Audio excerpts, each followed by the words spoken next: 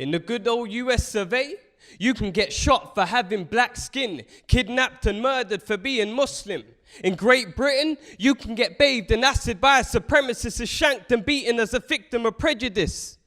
And if I'm exaggerating, somebody please explain to me why the lack of melanin is the measurement of relevant residents, accompanied by claims of white presidents, with individuals spitting the same hate as the president while preaching American reverence. Like, no blacks, no Muslims, no Mexicans. But growing up, I was taught that diversity is a good thing. Yet I hear him screaming, you don't belong here because of your skin, color, or your faith and religion. So what is living when this world is a prison? But hold on, wait. I'm half white. So does that mean I'm at least half entitled to white privilege? Maybe life would be all white if I was all right. I mean all right if I was all white. Like, what about those equal rights? Like, I just want to know why a man of color is Islam is harsh vilified than a white man that commits the same crime. When I was young, I used to wonder why they said the truth hurts, until I discovered how Malcolm and King returned to the earth. And these days when I think of the KKK, I'm reminded of Britain first. And I'm wondering what would happen if Muslims organized the protests outside of a church. I mean, I'm unsure what's worse. The fact that in some parts of the US, the KKK still operate, or that in the UK, Britain first are free to incite violence through hate.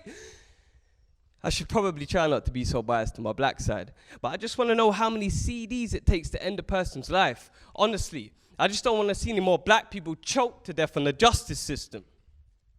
And I'll admit, I'm scared of the day I have kids. And my son comes home from school one afternoon, runs upstairs to his room and goes in the internet and brings up Google. Then shortly after runs back downstairs and says, Dad, today I discovered I should keep it a secret. I pray 5 times a day.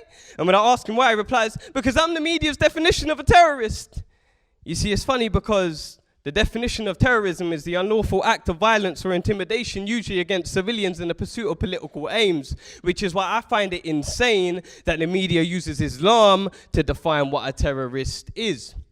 But since we all fit the stereotype, let me be the first to say, please, terrorist, don't blow us up with your clock. And apologize for following a book that says killing one innocent soul is tantamount to killing the whole of humanity. And while we're on the subject, I just want to take a moment to say, humanity, we're all praying for you. I know you haven't been doing too well since neglect forced empathy to commit mass suicide. Like, how many times can humanity be subjected to genocide and still be expected to survive? And it's ironic how the paddock only holds men like Stephen within the frame of mental health and historical reasoning.